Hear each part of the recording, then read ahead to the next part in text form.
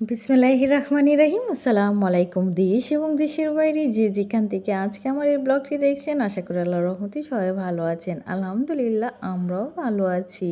আজ আমি আরেকটি ব্লগ নিয়ে আপনাদের মাঝে হাজির হয়ে গিয়েছি। আর আজকের ব্লগটি শুরু করছি আপনাদের ভাইয়ার গ্রামের বাড়ি থেকে। তো আমাদের বাড়ি থেকে চলে আসলাম আপনাদের ভাইয়াদের বাড়িতে। তো রাস্তায় অনেক কাদা, বৃষ্টি হয়েছিল, তো তার জন্য রাস্তার মধ্যে কাদা হয়ে আছে। তো আপনাদের ভাইয়া এবং ছোটো ছেলে আগে চলে যাচ্ছে, তো আমি এবং আমার বড় ছেলে পিছনে আছি। কাদার জন্যে যেতে পারছি না, তো আস্তে আস্তে করে যাচ্ছি। তো আমি আমার শাশুড়ি মাকে বলে আসিনি, আমার বাবার বাড়ি থেকেই হঠাৎ চলে আসলাম যে শাশুড়ি মাকে সারপ্রাইজ দিব, কিন্তু বাড়িতে এসে আমি নিজেই সারপ্রাইজ হয়ে গিয়েছি। কারণ হচ্ছে বাড়িতে এসে দেখি আমার শাশুড়ি মা বাড়িতে নেই, উনি ওনার বোনের বাসায় বেড়াতে চলে গিয়েছে। তো আপনাদের ভাইয়া এখন দাঁড়িয়ে তো ওনার আম্মুর কাছে ফোন দিচ্ছে। তো ওনার আম্মু বলছে যে কিছুক্ষণের মধ্যেই চলে আসছে। তো আমার খালা শাশুড়ি বাড়ি এত দূরে না, কাছেই। তো কিছুক্ষণের মধ্যে তারপরে আমার শাশুড়ি মা চলে আসে।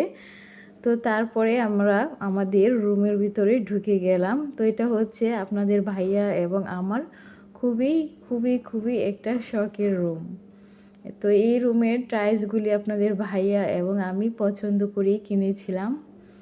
তো আপাতত একটা রুম কমপ্লিট হয়েছে আমাদের। এখানেও দুটি রুম রয়েছে, কিন্তু ওই দুটি রুম এখনও কমপ্লিট হয়নি। তো ইনশাল্লাহ কিছুদিনের মধ্যে ওই দুটি রুমও কমপ্লিট হয়ে যাবে। এর মধ্যে আবার দুপুরের খাওয়া দাওয়াটা করে নিয়েছি, নিয়ে একটু রেস্ট করে নিয়েছি। রেস্ট করে তারপর বিকেল দিকে কাপড়গুলি ব্যাগ থেকে বের করে নিয়েছি। তো দেখতে পাচ্ছেন বিছানার মধ্যে কাপড়গুলি রেখে দিয়েছি। তো কাপড়গুলি এখন আমি ওয়ারড্রোবের ড্রয়ারের মধ্যে রেখে দিব। তো তার জন্যে ব্যাগ থেকে সব কাপড়গুলি বের করে নিয়েছি, নিয়ে এখন ওয়ারড্রোবের ড্রয়ারে রেখে দিচ্ছি।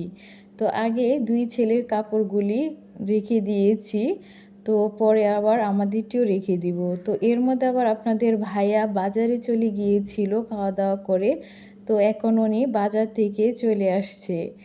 তো আমার ছোট ছেলেও দেখতে পাচ্ছেন পিছন পিছন দিয়ে ওর আব্বুর সাথে হেঁটে আসছে। তারপরে আমি এবং আমার শাশুড়ি মা দেখে নিয়েছি যে আপনাদের ভাইয়া বাজার থেকে কি কি বাজার করে নিয়ে আসলো।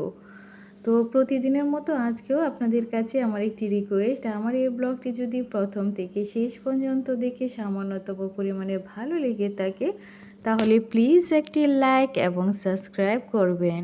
আর কমেন্ট বক্সে অবশ্যই আপনাদের মূল্যবান মতামতটি জানিয়ে আমার পাশেই থাকবেন। ব্যাগ থেকে সবগুলি বাজার খুলে দেখে নিলাম, এবং আমি আর আমার শাশুড়ি মা যা যা বলে দিয়েছিলাম আপনাদের ভাইয়া সবগুলি বাজারই করে নিয়ে এসেছে।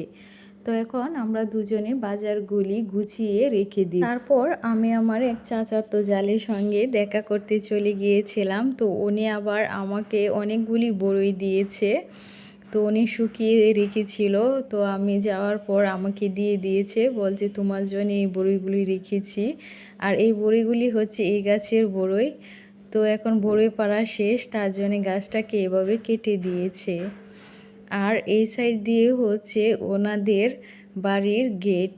এই গেটের সামনে ওনার মেয়ে একটি ফুল গাছ লাগিয়েছে।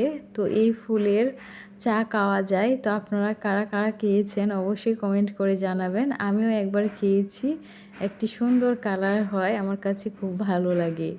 তো আমার চাচাতো জাল আবার আমার জন্যে কিছু আচার নিয়ে এসেছে বড়ইয়ের। আমরা যেরকম আম সত্ত্ব দিই, উনিও এটা বড়ই দিয়ে দিয়েছিল।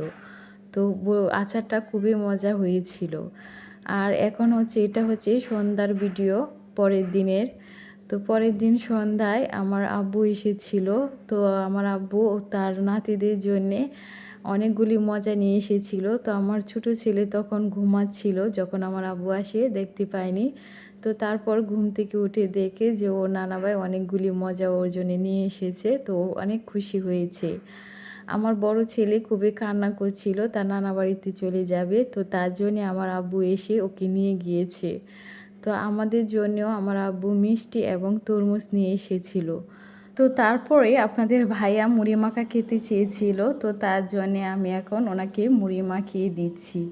তো তো আজ ভিডিওটি এখানেই শেষ করছি। সবাই ভালো থাকবেন, সুস্থ থাকবেন এবং আমাদের জন্যও দোয়া করবেন। আল্লাহ হাফেজ।